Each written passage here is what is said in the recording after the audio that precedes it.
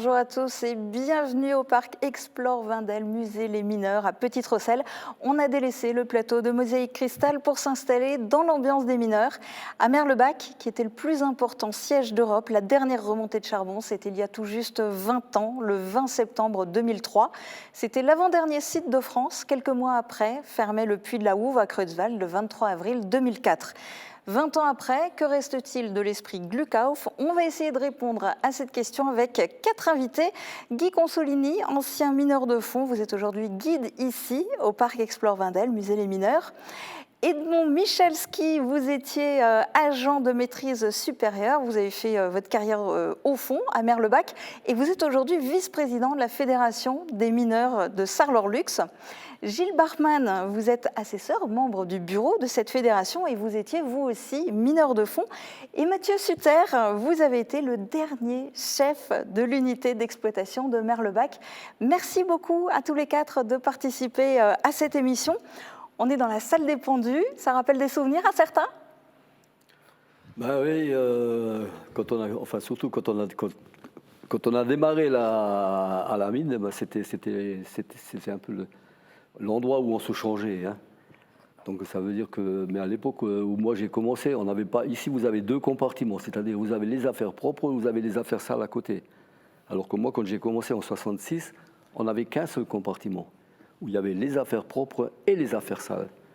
Ça veut dire que je pouvais avoir mes affaires propres sur le crochet, et puis le collègue qui remontait du fond, il passait à côté avec ses affaires dégueulasses, et puis il fallait qu'on change nos affaires tous les jours. Donc les conditions des mineurs se sont améliorées au fur et à mesure. Oh oui, heureusement. Alors avant de parler de ce qui reste de l'esprit Glukauf aujourd'hui, il faut d'abord qu'on essaye d'expliquer aux téléspectateurs ce que c'était à l'époque. En un mot, ça serait quoi votre définition de l'esprit Glukauf? Pour moi, c'est toute la partie solidaire des mineurs entre eux, en sachant que le Glukauf, c'est comme quand vous allez le matin sur votre lieu de travail, vous dites bonjour. Nous, on se disait Glukauf quand on se croisait. Donc la solidarité et en guise de bonjour, on dit bonne chance finalement. Voilà, on dit bonne chance. C'est pas pour rien, hein. On va en parler tout à l'heure des risques qu'encouraient les mineurs, mais rien que dans leur quotidien, les conditions de travail étaient particulièrement difficiles au fond de la mine. Est-ce que c'est ça aussi qui est à l'origine de l'esprit Glukauf? Oui et non. Oui, parce que moi j'ai travaillé spécialement à Romo, au champ de Cochrane. Je ne vous dis pas, la chaleur c'était 40 degrés au fond. Hein. Et la camaraderie entre nous c'était ça. Hein. On soutenait un autre, hein. On n'avait pas le choix. Hein. Les conditions de travail c'était terrible? On ne va pas dire que c'était terrible. Ça, c'est un peu compliqué. Ouais. Pour la température, c'était avec le temps, on descendait de plus en plus bas, donc la température des terrains était de plus en plus chaude, donc il fallait de plus en plus d'air. Donc on a même terminé par mettre de la clim, au fond, hein, dans certains chantiers, parce qu'il faisait trop chaud. Hein. Et le temps de travail était réduit. Sur la fin, on était vraiment dans des conditions très difficiles, rien qu'au niveau température. Je ne peux pas dire reste. Hein. Oui, ça c'est déjà au niveau température. Alors le reste, justement, c'était quoi les galères? Il faut bien se dire, vous travaillez dans une ambiance fermée. Vous êtes au fond de la mine. Si vous n'êtes pas en plein air, donc vous avez au-dessus, vous avez des terrains à droite, à gauche, au-dessus de vous. Il fait noir. À part votre lampe, vous n'avez rien d'autre. Hein, donc voilà. Donc souvent on avait un peu d'éclairage sur les machines, mais bon, c'était pas suffisant pas une cathédrale qui est illuminée le matin, quoi. Donc tout ça, ça fait que. Après, il y a la poussière qui est abattue au moment de la production. Un peu d'humidité qui se rajoute là-dedans parce qu'on arrosait, on neutralisait les poussières. Un peu de calcaire parce que sur l'entrée d'air on avait schistifié, donc il y a tout un mélange qui faisait que. Puis après il reste toujours encore le gros risque CH4 Grisou, qui est toujours présent et qui était toujours dans notre esprit pendant tout le temps, quoi. Bien sûr. Est-ce que l'esprit Glukauf a aussi joué quelque part dans les luttes ouvrières? Parce qu'à l'époque, les mineurs, ils étaient souvent en première ligne de manifestation. Non, quand on manifestait en surface, on se souhaitait pas, on se saluait pas par un Glukauf. Si, ça se disait, mais c'était pas c'était pour se saluer, c'est tout. Hein. Mais cette habitude, cette tradition, quelque part, de solidarité entre mineurs, est-ce que du coup ça a joué dans les mouvements? Pour certains, oui, pour d'autres, non. Il y en avait qui faisaient grève, il y en avait d'autres qui ne faisaient pas grève. Hein. Ouais. Des briseurs de grève, il y en avait partout. Hein. Les mecs qui faisaient, au lieu de faire grève, ils allaient bosser. Il y a quelques grandes grèves quand même qui ont été très suivies. Hein. Oui, parce que par obligation, parce qu'ils ont fermé les puits. Ah, oui. Ils ont vraiment empêché les gens de descendre. C'est pour ça que ça a bien marché. Hein. Ouais. Après, tout est dans la notion de briseur de grève. Parce qu'il y a des gens, par exemple, qui étaient obligés de travailler, entre guillemets, pour la sécurité, pour des questions de sécurité. Donc ceux-là, on les faisait descendre régulièrement, même quand il y avait des jours de grève. Après, il y avait ceux qui étaient hostiles à ce genre de combat. Par contre, comme le dit Mathieu, sur des gros événements, on prendra juste comme exemple la négociation du pacte charbonnier. Je veux dire, il y avait quand même une solidarité générale pour défendre et l'outil de travail et défendre notre cause, quoi. Les équipes de sécurité, elles n'ont jamais été empêchées de descendre au fond de la mine. J'ai pas dit ça. Jamais. Non, mais oui, justement, c'est ce qu'il disait. Ouais. Non, elles n'ont jamais été empêchées de descendre parce que vous êtes obligés de faire descendre des gens de sécurité de manière à ce que quand vous reprenez le boulot, que tout ne soit pas amoché. Hein. Qu'il n'y ait pas d'accident. Glückauf, c'est une expression locale qui vient de l'allemand. Alors, est-ce que c'était... ça ne vient pas de l'allemand. Du Platt? Ça vient du francique. Du francique, ouais. Mais est-ce que... C'est dans toutes les mines. Hein. Toutes les mines en Allemagne, c'est Glückauf. Hein. Oui, non, mais oui, sur le nord de l'Allemagne. C'est dans les deux. Ici aussi, on est quand même un peu en pays alémanique. Hein, donc, mais alors, d'où l'expression, alors que dans les mines de fer, par exemple, en Lorraine aussi, c'est un terme qui n'est pas utilisé du tout. Hein. Oui, mais parce que c'est plus loin de la frontière. Local. Et C'était local, c'était ici. Ça a été aussi utilisé d'ailleurs dans les mines de potasse, parce que mon père était mineur dans les mines de potasse, donc en Alsace. C'était encore de langue germanique, hein, donc c'est le même terme qui était utilisé. Mais ça n'allait pas au-delà. Hein. En France, on ne connaissait pas. Hein. Mais alors justement, ce terme est quelque part l'esprit de solidarité qui en découle, qui y est associé aussi. Est-ce qu'il était partagé aussi bien par les Lorrains de souche que par les très nombreux mineurs d'origine étrangère qui sont venus travailler dans la mine? Toujours. Tout le monde. Tout le monde. Tout le monde. Tout le monde, Français, Algérien, Italien, tout le monde. Polonais, Italien, Portugais, tout. Je crois qu'on a eu à un moment donné, en Lorraine, on a eu plus de 100 nationalités différentes. Ça peut être juste, plus de 100 nationalités différentes. Il y avait des gens du monde entier. Hein. Mais des fois, c'était très peu. Hein. Ouais. Je sais qu'on a eu des Vietnamiens, on a eu des gens d'un peu partout. Hein. À un moment donné, il y a eu des Russes, il y a eu, surtout après la guerre, il y a eu pas mal de gens qui sont... Et pendant la guerre? Et pendant la guerre, les prisonniers, oui. Les prisonniers de guerre. Les prisonniers russes qui étaient...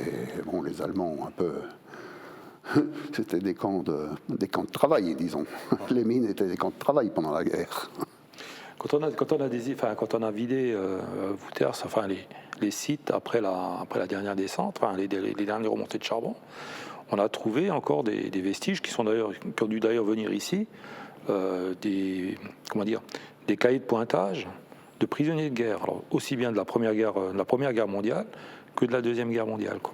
Et donc il y avait, comme disait Mathieu, il y a des soldats russes qui étaient venus travailler dans les mines de charbon. Et après la guerre, on a eu les Allemands, voilà. Les prisonniers de guerre allemands.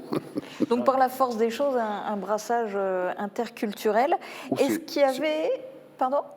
Oui, c'était vieux, quoi. C'était avant déjà. Ouais. Hein. Il y a eu pas mal d'émigrés qui sont venus ici pour travailler, que ce soit donc dans les années entre les deux guerres, il y en a eu pas mal, quoi. Que ce soit essentiellement de Pologne. C'est pour ça qu'on a beaucoup de Polonais, de gens d'origine polonaise. On a eu des Italiens aussi, qui étaient une grosse population locale. Et puis à la fin, on a eu les Maghrébins, hein. On a eu les Marocains, on a eu des Algériens, on a eu des gens d'origine assez variés, et ça a toujours été un melting pot, et globalement, l'esprit de la mine, au bout d'un moment, les gens s'adaptaient, tout le monde rentrait dans le moule de la mine, parce qu'en fait, je dirais, l'esprit Glückauf, je dirais presque c'est un esprit de famille, parce qu'on est confronté aux mêmes problèmes, on est confronté aux mêmes risques, les gens vivent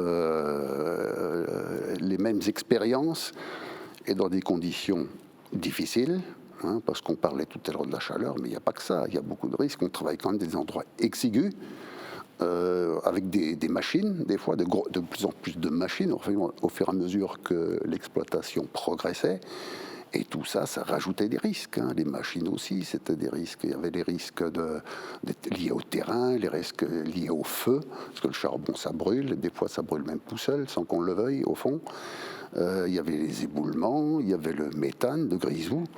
Il y avait beaucoup de risques. Hein. Il fallait être attentif à tout moment. À tout moment, c'était ça. Des fois, les erreurs ne pardonnaient pas. Hein. Alors du coup, quelque part, toutes les familles vivaient au rythme de la mine. Alors vous l'avez dit, il y avait un brassage interculturel avec plein de nationalités, plein d'origines différentes selon les époques. Est-ce qu'il y avait aussi quelque part un brassage social? Est-ce que l'esprit Glukauf, c'était par exemple aussi bien entre les mineurs de fond qu'avec les porions et les chefs porions? La plupart du temps, je dirais, les porions et les chefs porions étaient issus du rang. Hein. Donc là, beaucoup, sinon la plupart, avaient commencé comme ouvriers. Donc au cours de leur carrière, ils avaient progressé. Donc oui. Parce que moi j'ai entendu que c'était quand même très hiérarchisé, que par exemple les chefs porions n'allaient pas, même en étant au fond de la mine avec les mineurs de fond, n'allaient pas manger avec eux par exemple. Qu'est-ce que vous appelez manger le chef porion en général remontait à midi, comme les ingénieurs d'ailleurs. Alors que les agents de maîtrise et les ouvriers, les agents de maîtrise de base, passaient leur poste au fond. Donc ils cassaient la croûte ensemble. Hein, ça, non, je dirais c'était lié au rythme de travail, quoi, au programme de travail. Casser la croûte ensemble, si c'était possible. Hein. Ouais. Au début, avant que les chantiers soient mécanisés, on travaillait en équipe. Donc on s'arrêtait et on cassait la croûte pendant une vingtaine de minutes à la moitié du poste. Mais une fois que les chantiers ils ont été mécanisés, c'était terminé. Parce que si un mec s'arrête pour casser la croûte, il y a toute la chaîne qui s'arrête.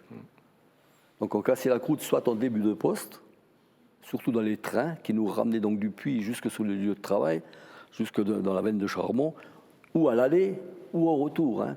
Mais pendant le poste, c'était pratiquement terminé. Bon, les équipes isolées, elles pouvaient se le permettre, mais les gens qui faisaient du charbon, c'était fini.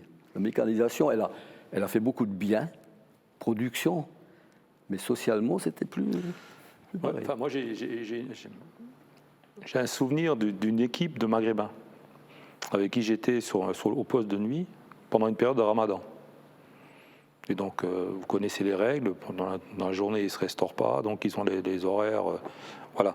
Je ne vais pas revenir sur le détail de ça. Et puis donc, ils avaient demandé à rester au poste de nuit, justement à cause de cette histoire de nourriture. Mais pendant les 15 jours qu'on était au poste de nuit, j'ai ramené de la maison. Hein. Ils vous ont fait goûter plein de bonnes choses. Ah ouais, non mais sérieusement, ils sont arrivés. Le premier soir, j'ai encore ramené mon casse-croûte, comme tout le monde, quoi.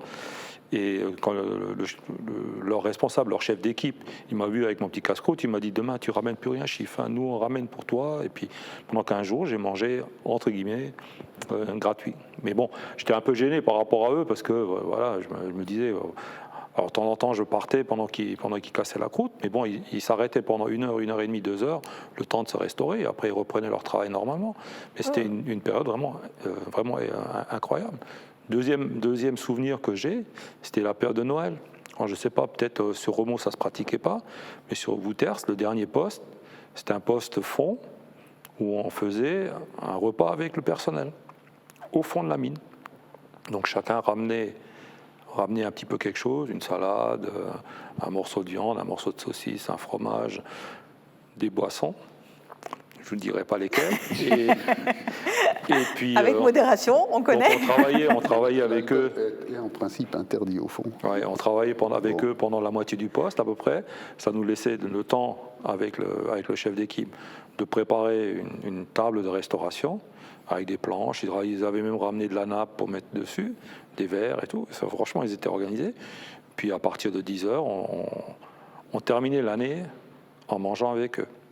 Après, je vous dis pas comment certains remontaient au jour. Mais bon, mais l'esprit était là, et puis les gens étaient heureux, et puis ils étaient contents avec ça, et puis voilà. Et puis nous, on était heureux aussi parce qu'on leur rendait ce service, et puis on leur permettait de partager une fois le poste sans avoir à se casser la tête sur le problème de production et de sécurité. Voilà.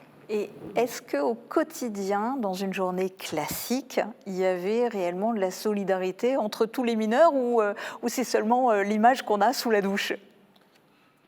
Ah non, il ne faut pas s'arrêter à ça. Il ne faut pas s'arrêter qu'à ça. Mathieu l'a souligné tout à l'heure, c'était des équipes alors de 3 à 10 ou à 15 ou à 20 personnes, mais entre guillemets, ils étaient imbriqués les uns dans les autres, chacun avait besoin du voisin. Ce n'était pas un travail individuel que vous faisiez au fond. Il y en a un, lui parlait de la chaîne qui s'arrête, un bonhomme qui s'arrête, la chaîne s'arrête. Là, c'était un peu ça. L'erreur d'une personne pouvait avoir des conséquences sur un groupe.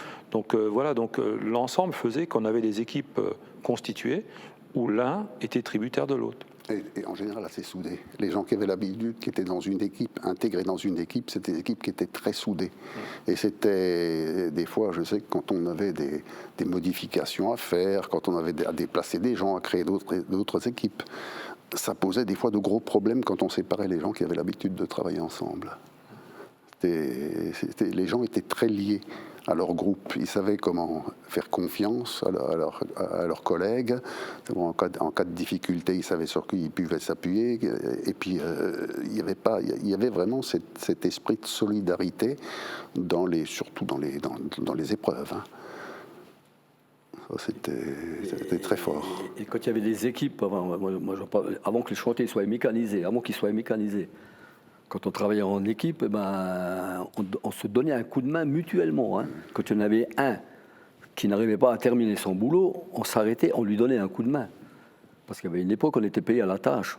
Ce qui veut dire que plus vous produisez, plus vous faisiez de mètres et mieux vous étiez payé. Et justement, ça aurait pu inciter quelque part à ce qu'il y ait du chacun pour soi, mais en fait, non, il y avait quand même cette solidarité avec le copain. Non, moi, j'ai travaillé, les 10 dernières années, j'étais à l'avancement. J'étais pas toujours dans le même chantier. J'étais responsable des convoyeurs, mais dans toutes les équipes j'allais, c'était tout le monde travaillait avec tout le monde. Un blindé qui cassait, les équipes du Schloss, ils venaient donner un coup de main parce qu'il fallait que ça aille vite. Hein. Il fallait pas arrêter les blindés pendant 2 heures. Hein. Et tout le monde donnait un coup de main.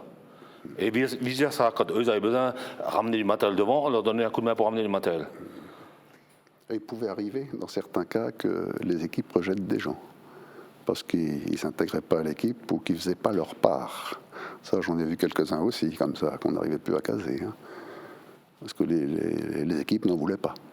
Parce qu'il y a tout dans une population, hein, toutes sortes de personnels. En général, ce sont des gens qui ont, en grande partie, l'essentiel, la majorité des gens, la grande majorité sont des gens qui en voulaient. Mais de temps à autre, comme dans toute société, il y avait des gens qui ne tiraient pas, qui ne voulaient pas. Et ça, j'en ai vu qui se sont fait éjecter de certaines équipes. Hein. Oui, mais ça, à la mine, ça se voyait tout de suite. Hein. Ah, ça.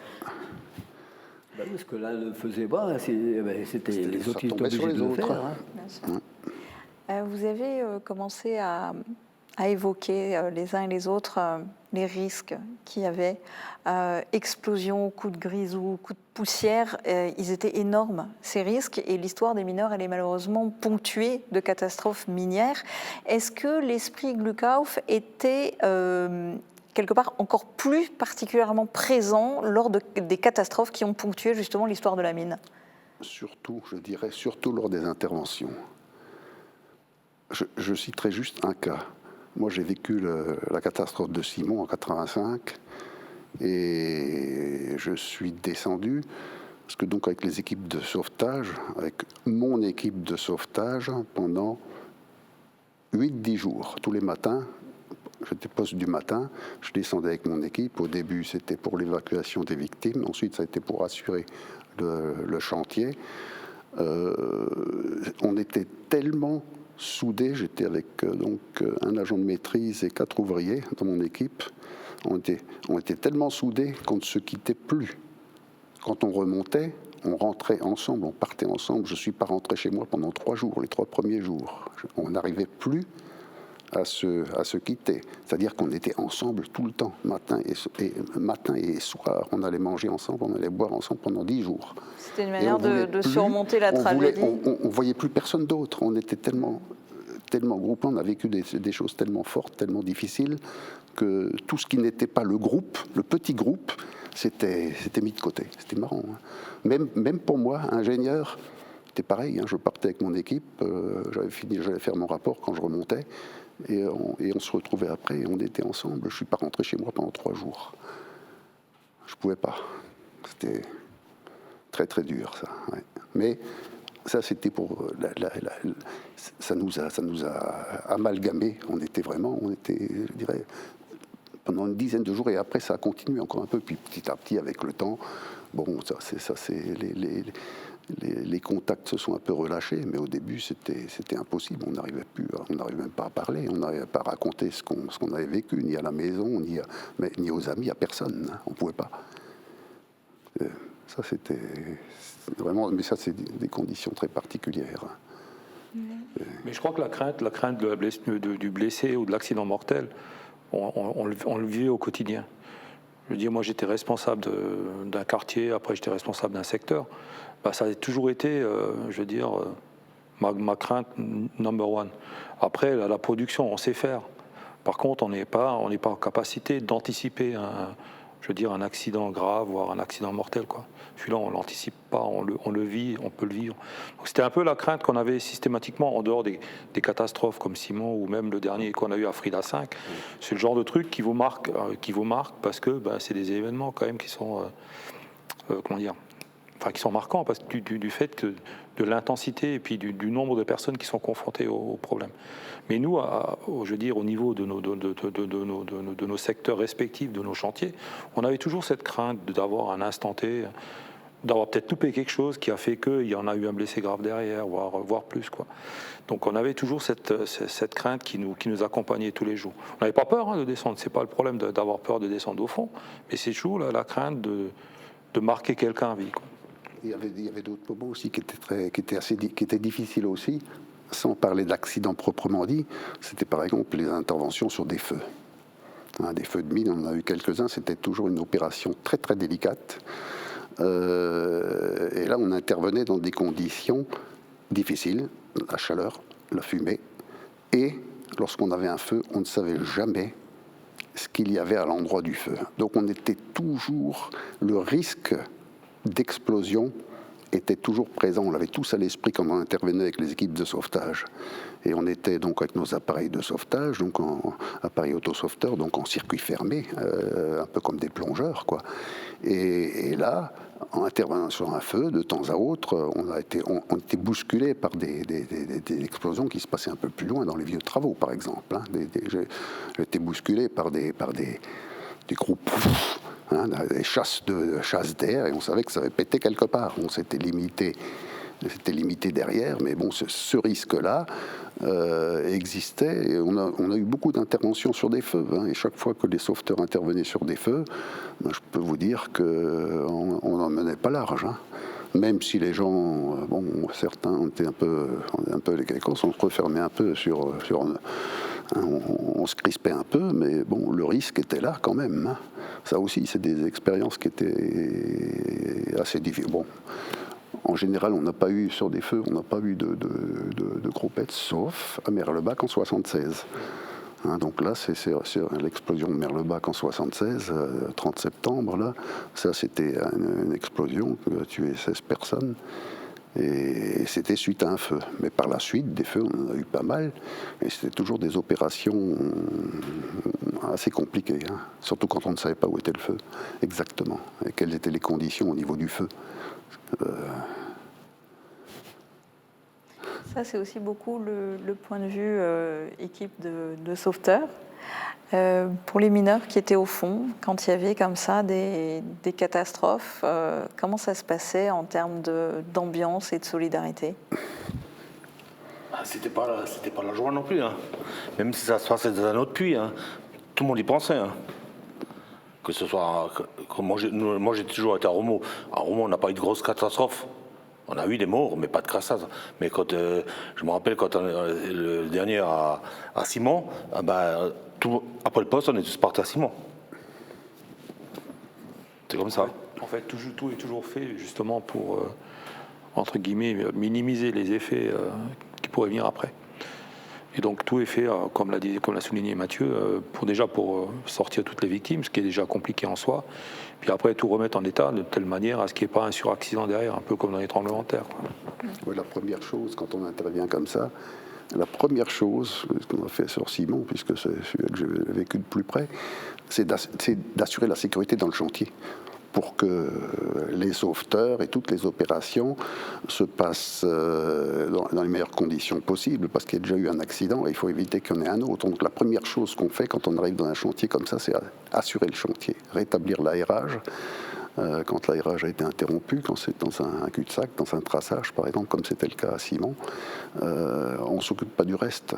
Et les victimes, on les évacue après. Première chose, assurer le chantier, pour que ça ne se reproduise pas, pour qu'il n'y ait pas un suraccident. Une tragédie comme la catastrophe du Puy Simon, c'est important pour vous tous de commémorer ces tragédies encore aujourd'hui? Bien sûr. Oui. Pas que celle-ci. Hein. Il y en a d'autres, il y a celle de 76, comme il en a parlé, M. Suter, à Merlebach. Il y en a encore une qu'on commémore ici, 1904, 84 morts. C'est un devoir de mémoire. C'est un devoir de mémoire, mais c'est important. C'est important. Ça que nous, on est encore là. Mais surtout, je dirais, c'est beaucoup une affaire personnelle aussi, parce que ça, c'est des choses qui vous travaillent toute votre vie, qui reviennent régulièrement. Donc, ces souvenirs, ça vous reste, hein, d'autant que quand vous intervenez comme ça à l'époque, il n'y avait pas de soutien psychologique, hein, ni pour les victimes, ni pour les sauveteurs, ni pour personne. Hein. On vivait notre truc, et puis après ça, c'était à nous de les avaler, hein, et de continuer. Il y a cet aspect-là, et puis après, il y a aussi, la demande des familles. Parce qu'on voit bien, par exemple, sur Simon ou même sur Merlebach, on a une grosse demande des familles pour ne pas oublier ce qui, à un instant T, a pu se passer. Oui, surtout que ces catastrophes-là sont récentes, donc les familles proches sont là. Donc, si vous voulez, l'action que nous, on mène avec Gilles au niveau de la Fédération des mineurs, ça va dans ce sens-là. C'est, d'une manière générale, c'est de ne pas oublier ce qui a pu se passer à un instant T. Mais à travers ça, on a aussi une cérémonie dans l'année, qui aura d'ailleurs lieu dimanche prochain, où on rend hommage à toute la corporation minière et des sidérurgistes. D'accord ? Donc c'est une cérémonie tout en simplicité, avec une petite messe qui généralement est célébrée par l'évêque de Metz, où on rend hommage à toutes les personnes qui, à un instant T, ont travaillé au fond de la mine ou au jour, hein, et à tous les sidérurgistes qui ont pu œuvrer ici dans la région et partout en France, voire en Allemagne. Est-ce que vous arrivez à faire perdurer à long terme justement la Fédération des anciens mineurs? Est-ce que vous avez beaucoup d'adhérents? Alors, la fédération en elle-même, elle n'a pas tellement d'adhérents que ça. Elle a, au travers de ces associations qui sont membres, elle a des adhérents. Mais en fait, nous, nos adhérents, ce sont les associations comme celle que préside Gilles, par exemple, sur Romboro. Donc là, on en a une trentaine. Mais à l'intérieur de ces associations, il y a ça peut aller de 5 à 100, voire 200 adhérents, quoi. Donc globalement, on a encore, ici sur le secteur houillé, on a encore pas mal de gens qui restent présents dans la mémoire minière, au travers de ces associations. Mais c'est vrai qu'aujourd'hui, on se pose, même nous, des questions, et j'ai eu d'ailleurs l'occasion d'en parler avec le président il n'y a pas si longtemps que ça, sur le devenir de tout cela. Parce que nous aussi, on vieillit, et derrière, je ne suis pas sûr qu'il y aura quelqu'un qui sera encore là pour faire durer le plaisir, on va dire. Je dis pour pas organiser ça. les commémorations et pour célébrer la Sainte-Barbe. Toutes ces choses-là. Non, mais il est clair que d'année en année, il y a de moins en moins de mineurs. Hein.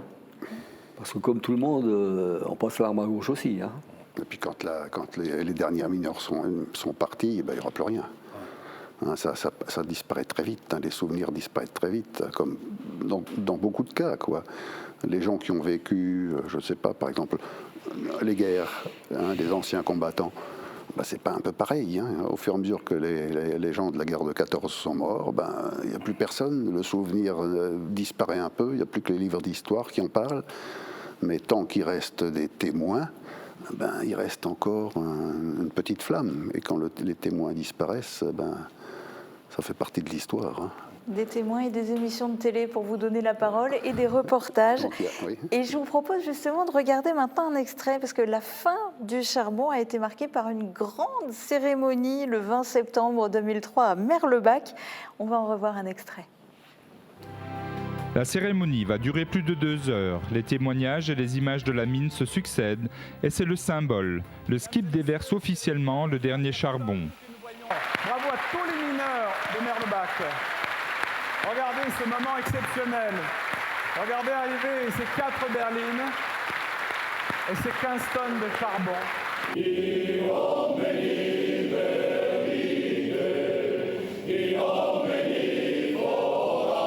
La mine ferme, mais mineurs, ils resteront. Et les générations à venir garderont les traces de cette ferveur au travail, du sens du travail collectif et de la légendaire solidarité de ces hommes surnommés les Gueules Noires. C'était une très grande cérémonie. Je suppose qu'elle vous avait marqué, non, cette cérémonie? Vous l'aviez carrément organisée, non? Vous avez participé à l'organisation? Mathieu aussi. Oui. Faisait partie du groupe d'organisation, oui. Oui, on en a vécu une autre avant, à Forbach. Ouais. On a vécu une autre après à La Houve, parce qu'on a été à La Houve, donc on commençait à... Sauf qu'au départ, c'était pas prévu comme ça, quoi. Donc, voilà. Donc, après... C'est-à-dire l'idée de, autant si tu permets, l'idée de Mathieu, c'était de faire plutôt un truc en famille, quoi, une cérémonie entre nous, voilà, pour marquer un petit peu. Ça a changé de strate entre-temps. Parce qu'en fait, on n'était pas les derniers, on savait que derrière il y avait la Houve, donc c'était pas forcément pour nous le must de faire quelque chose sur Merlebach, quoi. Sachant que derrière il y avait la Houve à fermer après nous, quoi. Donc c'était plutôt après il y a eu des demandes et puis on est passé sur le modèle au-dessus et ça donnait et ça et la semaine de porte ouverte, quoi. Ouais, il y a eu des événements un peu partout chaque fois qu'une mine arrêtait. Il y a eu le cas, d'après ce que je crois savoir, ça a été déjà le cas à Fauquemont et à Folschiller. C'était pas à cette échelle. Mais bon, ils avaient déjà marqué le coup à l'époque. Il y a eu le coup ensuite sur Forbach.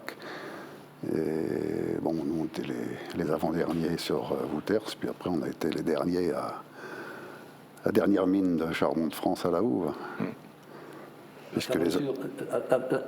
La fermeture des premières mines, on savait que les mines, elles fermaient, mais les mineurs, ils pouvaient y aller autre part. Moi, la fermeture de Merlebach, je l'ai mal vécue.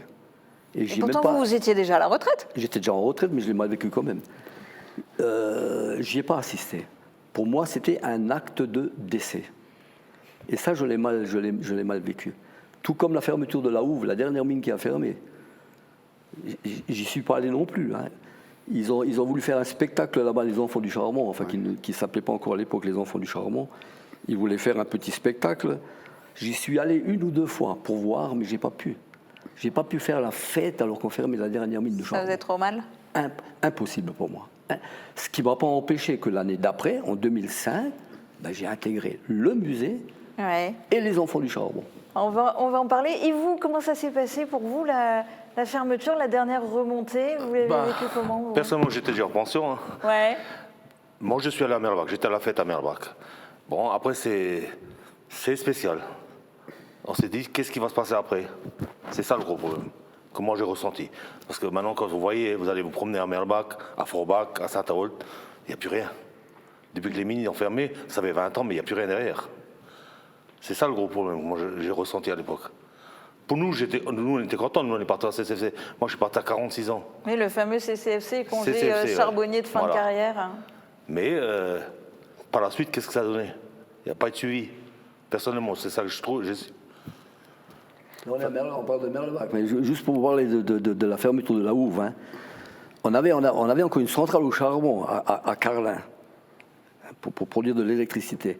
Ils auraient pu garder la mine de la Houve ouverte, au moins pour alimenter cette centrale au charbon. Ça aurait permis d'avoir des emplois, déjà des mineurs, des emplois tout autour. Non, on a préféré tout. Enfin, l'annonce avait été faite depuis un moment qu'on allait fermer. Hein.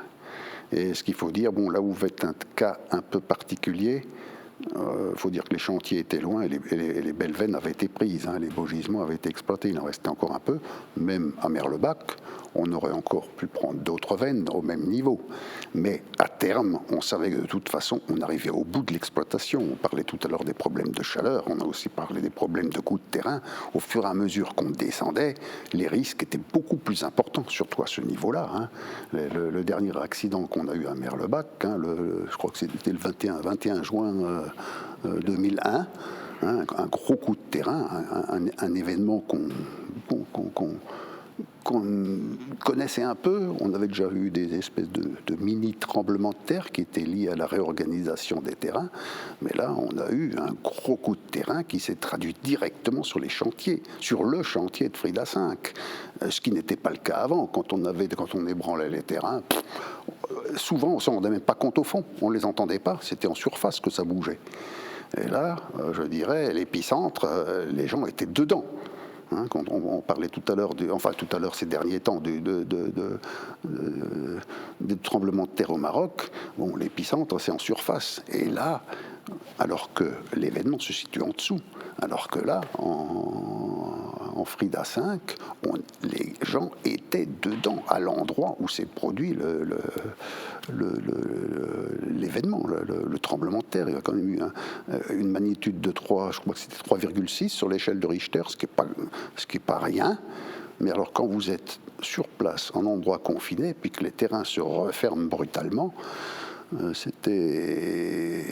dirais, ça c'était la limite. Hein. On ne pouvait pas aller plus loin, on ne pouvait pas aller plus profondément. On aurait peut-être pu prendre encore une ou deux veines dans le même faisceau, durer encore sur Merlebach, allez, encore 2-3 ans peut-être, mais pas au-delà. On ne pouvait pas descendre plus bas. Hein. Là, on arrivait vraiment au bout du modèle. Hein. Après, pour revenir sur la fête, je veux dire, moi perso, je pense qu'on est parti dignement. Parce qu'on a rendu hommage, en faisant ça, on a quand même voulu rendre hommage à tous ceux qui ont travaillé, qui sont restés. Après, je comprends que les gens qui étaient au milieu, là, les mineurs qui étaient en tenue, pour eux, pour beaucoup, c'était la fin de l'aventure. Ils savaient que après cette fête-là, il y avait encore quelques mois, et après, ce serait pour eux le fameux congé charbonnier de fin de carrière.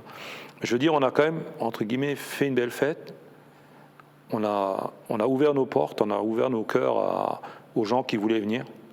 Peut-être pas sur la cérémonie, mais après, sur la porte ouverte, avec l'exposition de matériel qu'on avait monté au jour, le petit train, etc., etc. Je pense qu'on est parti dignement. Mais c'est sûr que pour nous, mineurs, c'est un crève-cœur, parce que c'est la fin de notre boulot, c'est la fin de notre aventure, et puis voilà. Alors, il faut qu'on passe à autre chose. Alors moi, j'ai eu de la chance.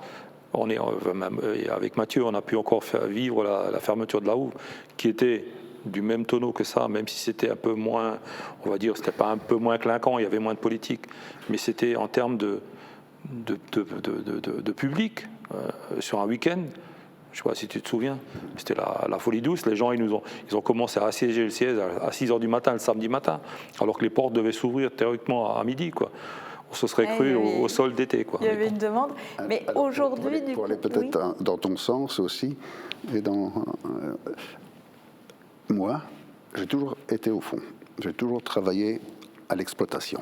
Toute ma carrière, je l'ai faite à l'exploitation. Depuis, j'ai fait Simon, j'ai fait La Houve, j'ai fait Remaux, j'ai terminé à Merlebach.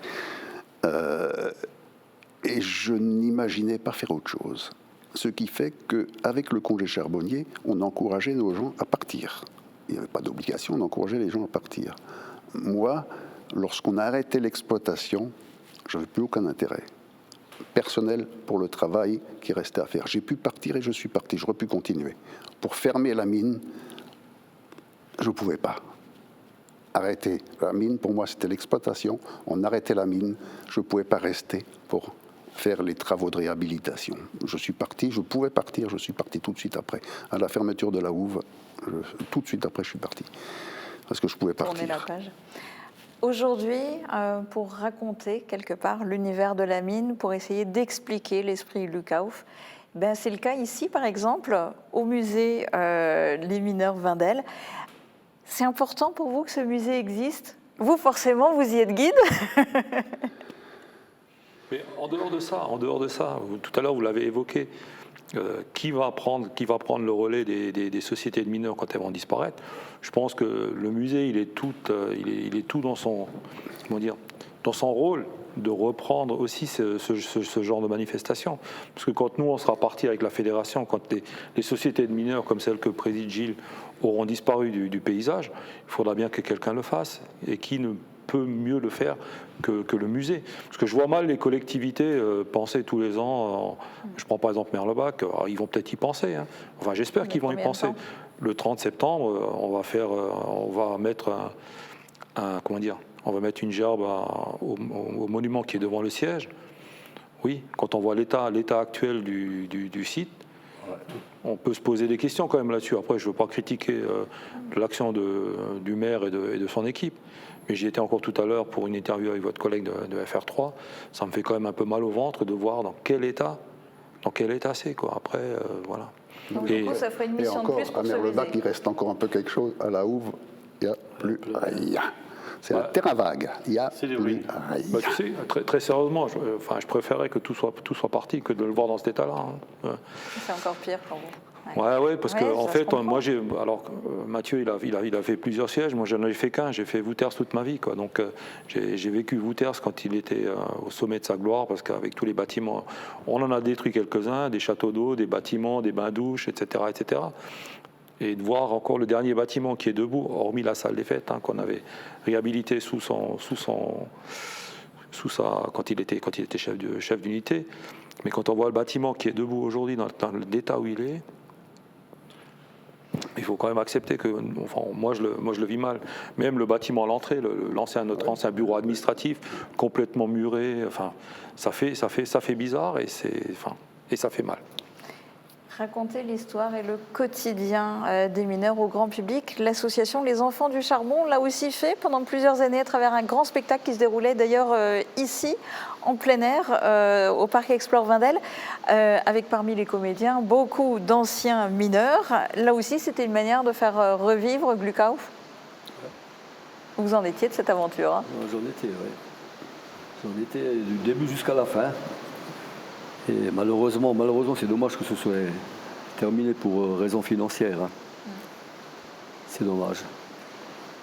Et sinon, pour essayer de retracer tout ça, de transmettre tout ça et de perpétuer cet esprit, est-ce que vous avez réussi à transmettre, à raconter à vos enfants, à vos petits-enfants, à vos proches? Ça ne se raconte pas, la mine? Ceux qui ne l'ont pas vécu, on peut raconter ce qu'on veut. Mais si on ne l'a pas vécu, on ne peut pas ressentir ce que les gens, ce que les mineurs ont vécu. Raconter, c'est un peu comme les gens qui racontent leur campagne. Hein. Moi, quand j'étais gamin, quand j'entendais les anciens qui parlaient de leur guerre, c'était un peu, ça m'intéressait un peu parce que cette période m'intéressait, mais on ne pouvait pas rentrer dedans. Parce qu'on ne l'avait pas vécu. On ne pouvait pas vivre ou ressentir ce qu'ils avaient vécu. Là, c'est un peu pareil. Hein. On racontera l'histoire, on pourra on peut voir des films, on peut voir des témoignages, effectivement encore. Mais le ressenti qu'ont eu les mineurs, on n'arrive pas à le faire passer, ça. La technique, ça s'explique. Hein. Vous prenez un livre, vous l'apprenez par cœur et vous arriverez à expliquer aux mineurs comment fonctionnait un découpage de taille, comment on exploitait. Oui, mais un sentiment, par contre, l'esprit, la camaraderie qu'on avait entre nous, la solidarité qu'on pouvait avoir entre nous, les moments qu'on a passés ensemble, ça je veux dire, si vous l'avez pas vécu, voilà. je vous dis, vous pouvez mettre le meilleur guide ici. Il pourra toujours vous expliquer comment ça fonctionnait. Vous parlez de la salle des pendus, mais ce qu'a vécu Guy, dont il a parlé tout à l'heure, un crochet avec le gars à côté qui remontait ses affaires sales, alors que lui, il avait ses affaires propres. Je veux dire, c'est du vécu. Que vous n'arriverez jamais, franchement, à raconter de la même manière que lui vous l'a expliqué tout à l'heure. Et je pense que c'est ça la grosse difficulté aujourd'hui. C'est que quand nous, on va partir, notre génération à nous va partir, la région et puis le musée va être confronté à ce genre de problème. Vous allez avoir de bons guides, hein. Je ne critique pas, mais il n'y aura pas le vécu. Il n'y aura pas le vécu, il n'y aura pas ce petit pep, cette petite anecdote de ce qui s'est passé. Ma petite fille, qui habite maintenant, elle habite à Bourg-en-Brest.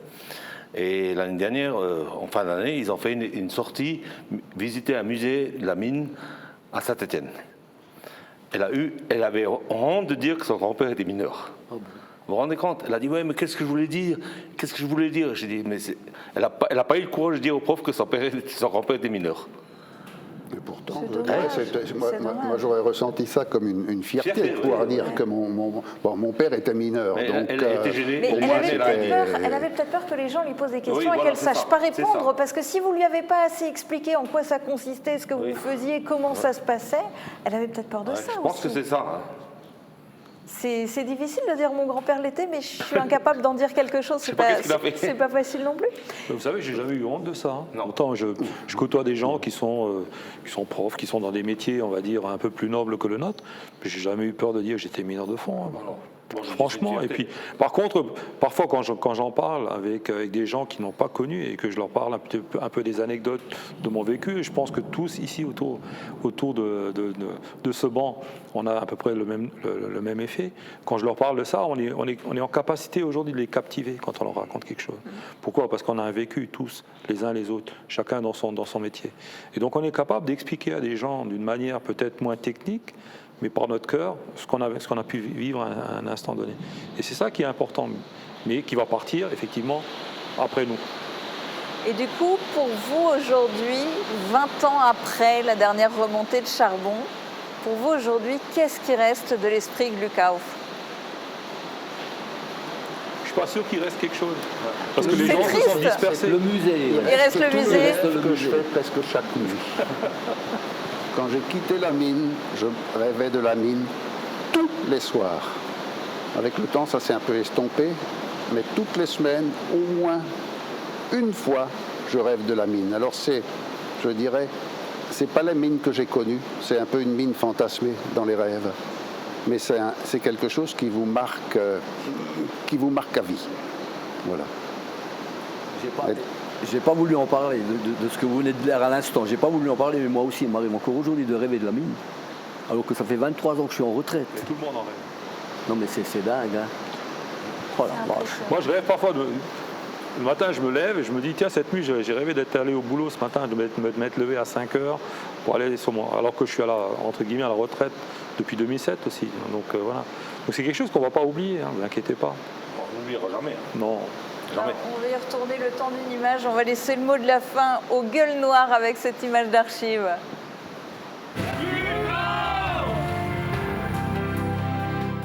Et oui, Glukauf, mais je vous propose aussi de voir la version plus complète qui a été filmée justement lors de la dernière remontée de charbon à Merlebach. Glück auf,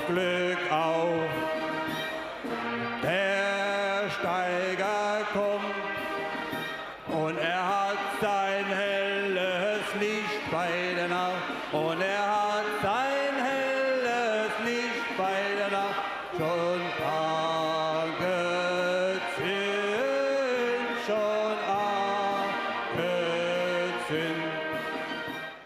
Et l'esprit Glukauf, ça ne se perd pas, vous avez tous chanté avec pendant cet extrait. Merci beaucoup à tous les quatre d'avoir participé à cette émission.